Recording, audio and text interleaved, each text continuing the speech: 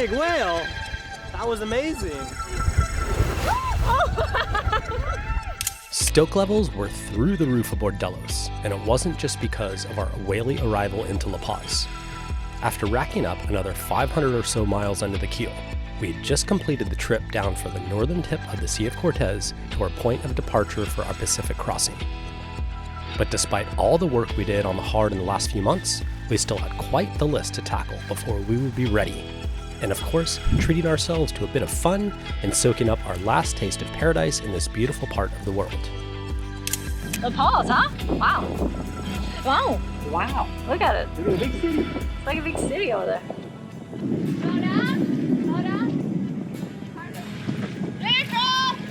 Good job, people. We made it. So we just gotten into La Paz. We have decided to stay here to get all our stuff ready for our sail to French Polynesia. So it's gonna be like 20 plus days. I think last time it took Brian 24 days to go across, and it's like 2,800 nautical miles, something like that. We have a lot to do. It's a long to-do list, and I think the first thing that is gonna happen is that the dome on the back is gonna come down. This 85-pound beast that we're lovingly referred to as the Dome for the last 3 years has given us the high-speed internet that we need to run our business at sea. We installed it in Antigua, and after sailing nearly 10,000 miles and uploading about 150 Delos episodes, the time had finally come to take it down. So a long-term crew member is leaving Delos today? Yeah, it's a bit of a sad day. So we're pulling down the Viasat Dome. You know, we're heading to the Pacific, and there's no satellites over the Pacific. So after we leave here, it'd just be a gigantic paperweight. So yeah, 3 years of hard service as crew, and now we're gonna pull it off, and we're gonna give it to the local Viasat dealers here. But now we gotta figure out how to get it off the boat in the wind. And I think I've got like a system design. We can use a couple halyards from the mizzen and some manpower from the crew, woman power as it would be. With a bit of boat yoga and some spare lines, we were able to rig up a little cradle that, if all went according to plan, would allow us to lower the dome safely and easily onto the deck. Is it gonna work? It's gonna work. We got it up here. We can get it down. Yeah. What goes up must come down. Everybody ready?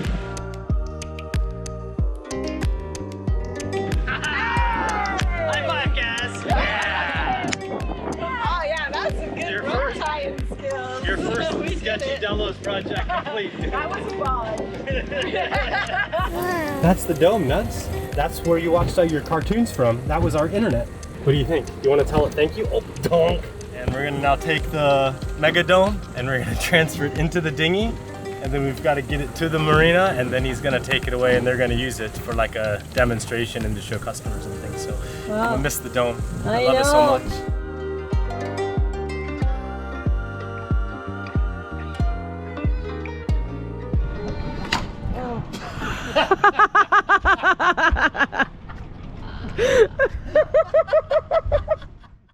Oh no, Cass, the Dome is gone. I'm gonna miss it so much. Me too. I think we're gonna have to go onto the public marina Wi-Fi for a bit. Oh really? Is that safe? It's a little bit sketch here in Mexico. I would definitely use the VPN. Okay. Reliable internet is super important to us. We use it to run our business, to post our videos on YouTube, to pay our bills, and also entertainment. So I'm super proud to say that today's video is sponsored by NordVPN. We've been using NordVPN for over 2 years now to keep our family safe online. I'm not a super technical person, but NordVPN is really easy to use. NordVPN has thousands of servers all over the world, so just select the country that suits you and click connect. Just like that, I created a secure connection between my computer and the server at the other end. Now the internet thinks I'm actually in Sweden instead of Mexico, which means that I can download my Swedish audiobooks and cartoons for Sierra too. Think of it like a private tube through the internet that shields your information from prying eye, and even scan your downloads real time to prevent you from accidentally downloading malware and viruses. Keep yourself safe out there and head on over to nordvpn.com/svdelos for an exclusive deal. Plus, there is a 30-day money-back guarantee, so you can't really go wrong. Thank you much for watching, and back to the show. While it was a bummer to say goodbye to the dome, the silver lining was that we now had space to add an additional solar panel on the arch, which would be our next big project.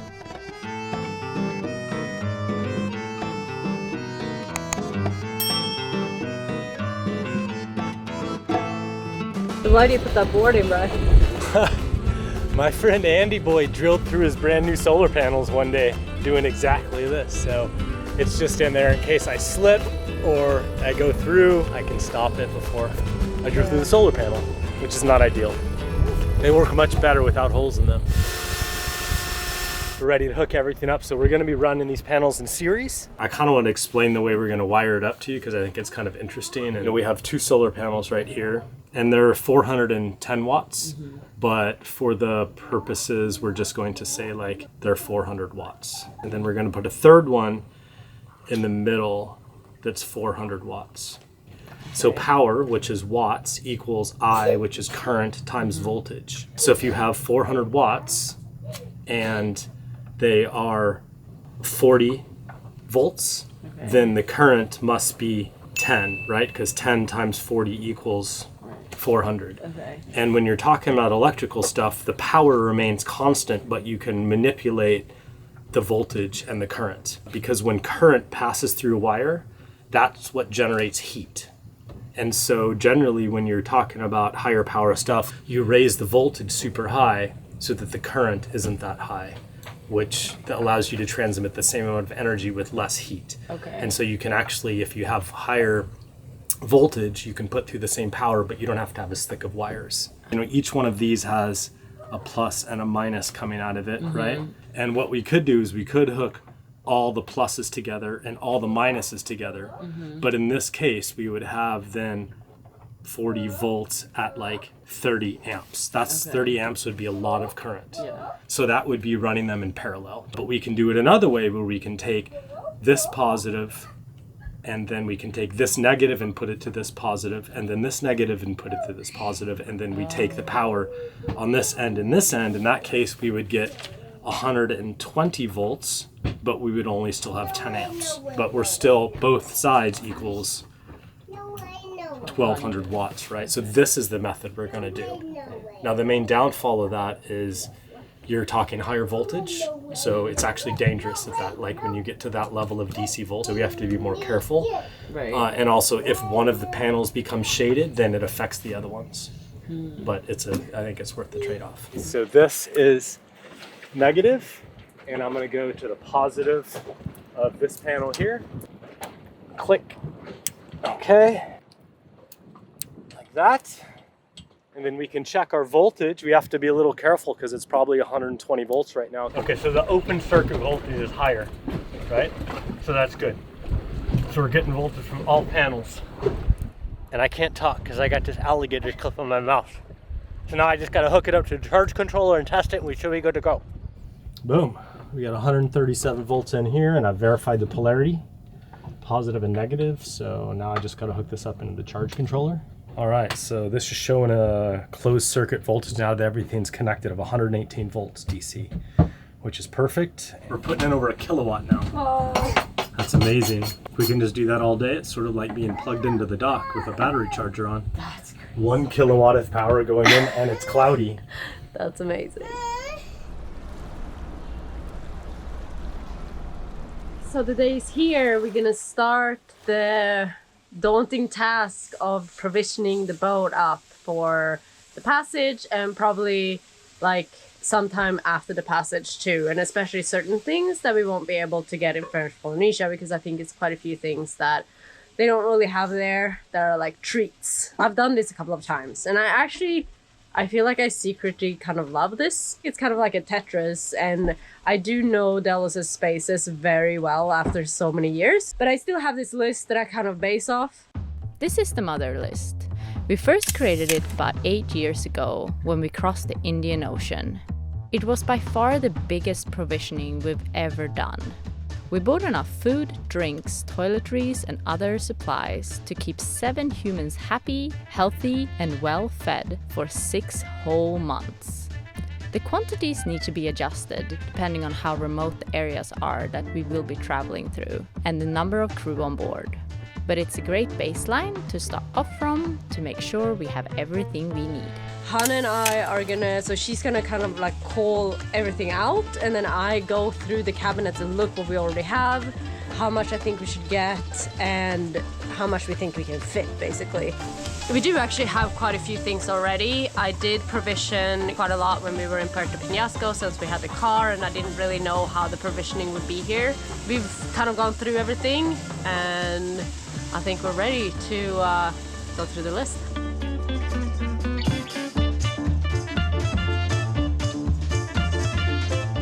Look at that ride! Woo! I'd never heard that. Ride in my whip? Ride in my whip or on my whip? Yeah, no, in, yeah. In my On, whip. you want to get on? I don't know.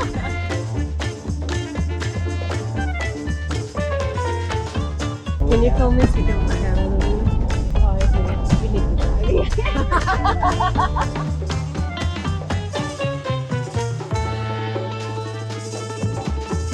Ready.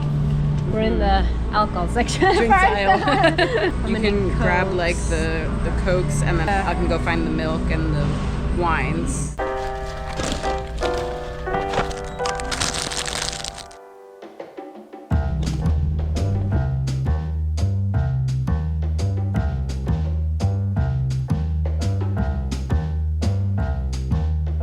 They have a lot of bulk stuff here, so that's good. But sometimes it's nicest to get it in like smaller packs so we can actually fit it into the cupboards. We're getting there. We don't have that much cross stuff. I thought it was more.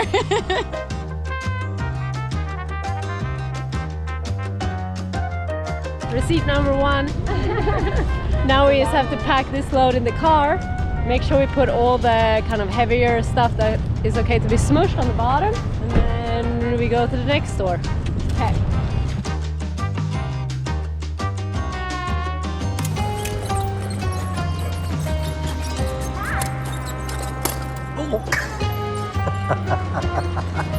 That was awesome. Okay, so it's round number 2. We have 2 more full carts with stuff.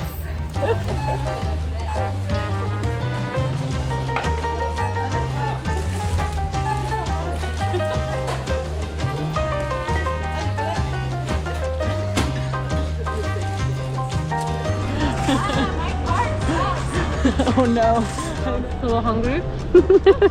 I like inhaled the bag of food. The first store we spent 19,000 pesos, and at the second store we spent 14,000.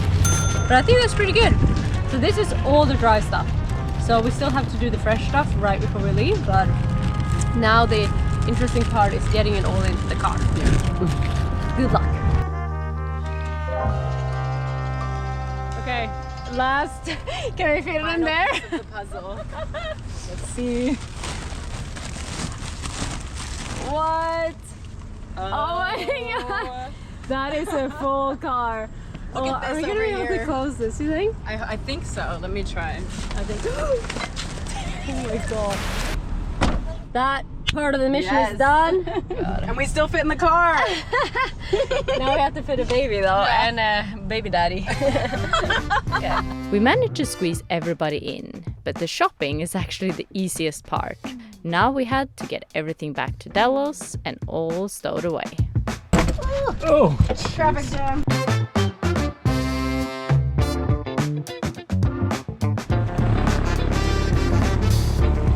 We got it all in the boat. Maggie's such a beast.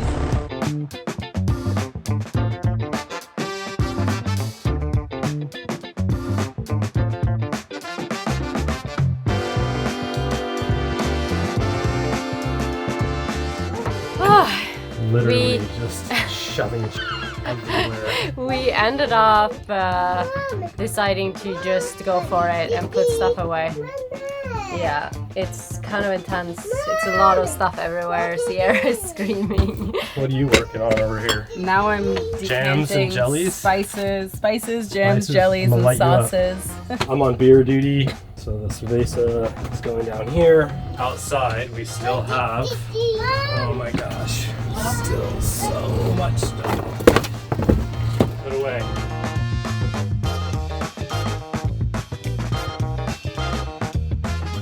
day, what a day. What a day. We started at 9:30 this morning, and it's know. not, so it's 9, And it's like 9. 12 hours. Yeah, it's 12 12 hour hours day. like non-stop. We have been fueling with Red Bull vodka because I was so tired when we came back, and I was like, Brian, I need some fuel. So yeah. That's your second. Cheers! Everything is done. Cheers. Yay! Woo! After a week in La Paz, our to-do list was growing smaller and smaller, and while we were waiting for a new crew member and a few parts to arrive, we wanted to hop over to some nearby islands to get out of the city and get some fresh air. But there was one big question mark looming over us that we wanted to get to the bottom of first. We were having some serious problems with our brand new transmission that we had stalled just a few weeks earlier. So at the last anchorage just before leaving, I noticed when I put the transmission in gear, it took like 1 or 2 seconds for it to engage and forward. I was like, well, that's weird. Maybe it's the linkage or maybe it's the fluid. But now here at the mooring, it's not going into gear. So I'm gonna go into reverse. You can hear it engage. And you can see the shaft spinning down there, right? Now I'm gonna do the same thing in forward. Nada. Shaft not spinning at all. So I decided to pull the transmission out and inspect the linkage to see if there was anything simple or obvious that had come loose. All right, here we go. It's timeless. Boop. It's time to try and move this beast back. I got all the bolts out. Yeah? 35 minutes in. But this is the part that was tricky last time, was moving the engine. Oh yeah, moving the engine. Big heavy motor, and we're trying to get it to scoot backwards. Didn't take all the weight off, just enough to lighten it up a little bit, and I can try and nudge it with this pry bar. Maybe Hannah could help. You feeling strong today? And if you want to grab here and just help me push back, I'm gonna try and use my legs. You ready? 1, 2, 3. Jesus Christ. This thing does not want to move. Nope. Okay, that was a fail. It just did not budge. It didn't budge at all. Not even like Not a even little bit. a tremble. We don't even have a...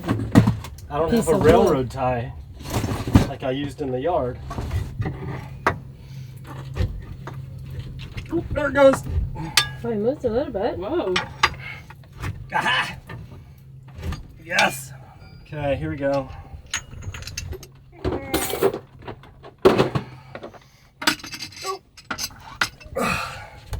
That's got to be a new record for transmission removal. Hey. What's my time? Oh, 38 minutes. A new record. That's amazing.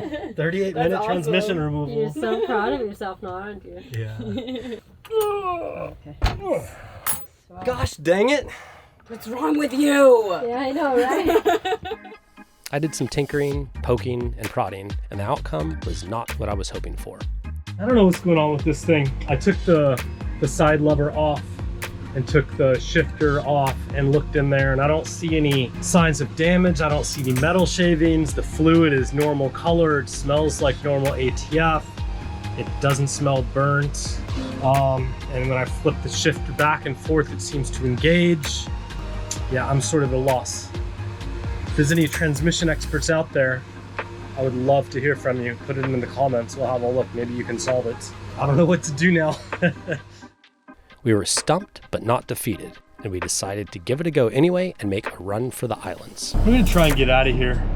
We've waited for the wind and the tide to be in our favor, so the current will blow us out of this channel. We're just gonna untie from the mooring and put up sails and see if we can sail out of here. I've also got the dinghy alongside, just in case things go really haywire. So I'll see if I can get it to go in gear, at least for a little bit.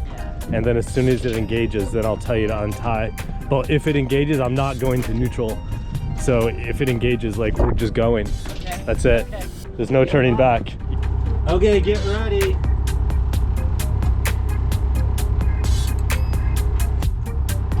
There it goes. All right, we'll get some sail up. Feels good to go out for a few days. But I gotta get this transmission fixed. They're sending a new one, but it's gonna take like about 10 days to get here if everything goes smoothly. So I don't know, I figure it's good to get out and we can go out to the island and just explore on Espiritu Santos a bit. What do you think? think our biggest problem today is going to decide which beach to go to. Damn it. It's a terrible problem. You didn't tell me that.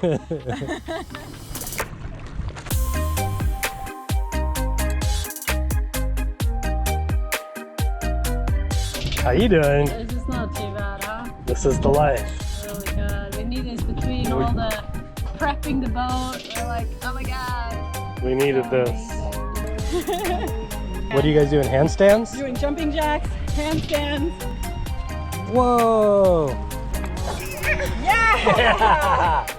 1, 22, Okay. 23, 24, 25. We did 25 push-ups, man.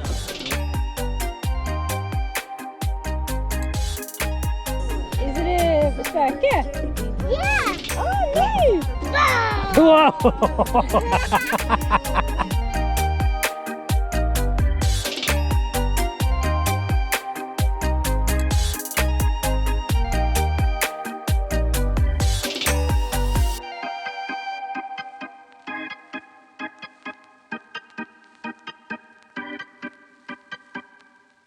Morning. Morning. We just had the sweetest couple come up to the boat. Aw. Canadians can't live without maple syrup. A special gift for your waffle breakfast from our family to yours, Pierre and Marie, SV Viva. I've never seen maple syrup in a can before. It's the real deal. Look at Yeah. that. Mm-hmm. And it just, the funniest thing was, I was already making waffles. Really? Yeah. So it was like meant to be. Yeah, look at this.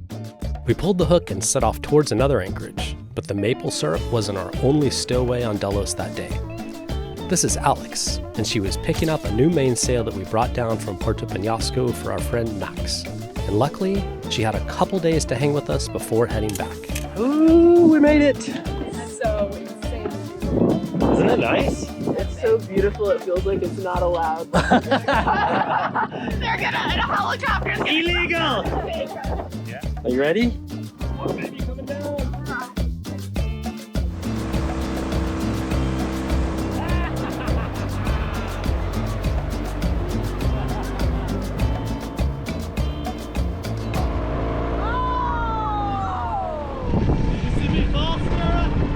She saw, she was laughing. Was that good? Okay, who's next?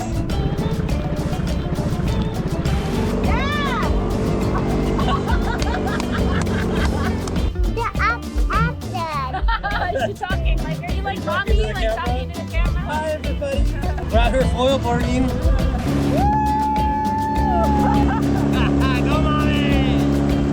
After we all had a few laps around the bay, it was time to get back to the business of preparing Delos and ourselves to cross an ocean. One thing we need to do before leaving is go through the ditch kit. So this is basically the kit that you grab if the boat is sinking under your feet. And so we have the life raft, we have water, and we have the ditch kits. Number 1, number 2, number 3. Jeez, it's all the stuff. Luckily for us, after 13 years of full-time cruising, we've never had to reach for a ditch kit. But it's super important that we double check the inventory and make sure everything inside is in good working order and hasn't expired. You never know what could happen out there, and we had heard about another boat just a week earlier that hit a whale and sank within about 15 minutes of impact. And in situations like these, the ditch kit could literally mean the difference between life and death. Okay, so this is number 1. So the one that we will grab basically first with the most important things in it.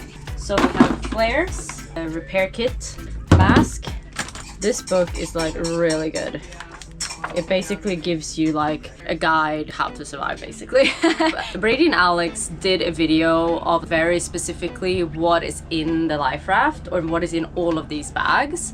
So I'll put a link in the description below and also maybe like a little square up here where you can click on the video. I'll go through it a little quicker, but if you want to know like exactly what's in here, you can go to that video. Most of these flares have expired and most of them actually work even though they are expired, but now you can just get this like flare kind of beacon. This is the SOS distress light that we got. This bad boy is like super strong. The battery lasts, they said, like up to 60 hours. You can see it like 10 nautical miles away. It has batteries, so you probably have to change the batteries at some point, but they last way longer than what the flares do. So now on to number 2. We have a horn, we have sunglasses, we have strings, the light that you can wind up for the batteries, first aid kit. Now on to bag number 3. Oh, wow, this one is so heavy. Sun protection stuff. Here we have food. Yeah, these have expired quite a long time ago, a few years ago. I'm still for one. That's a hazing thing. Eat 1 bar every 6 hours per person. Eat in small pieces. So I think we should open it and see, and if it tastes good, I think it's good. They probably stay good for a really long time. Does it smell? Oh my god! Here goes.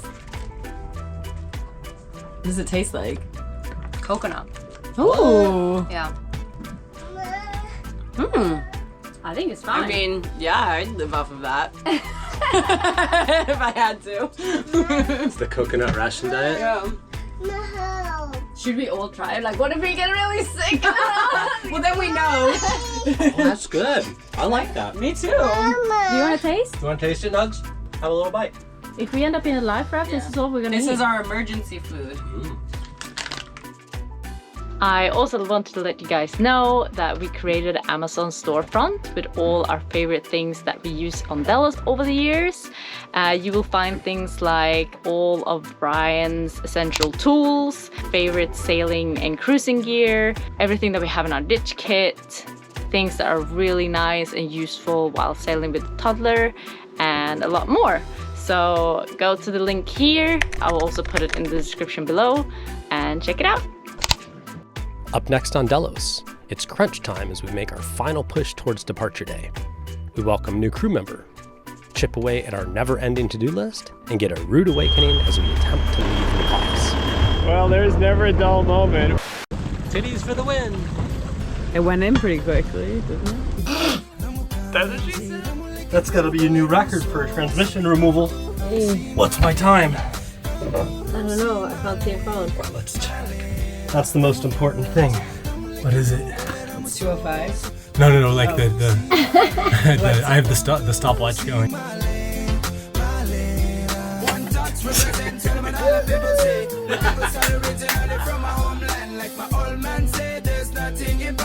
So we have to bring this message to my brother lyrical, straight from the crew, out to the blue. We represent the voices of my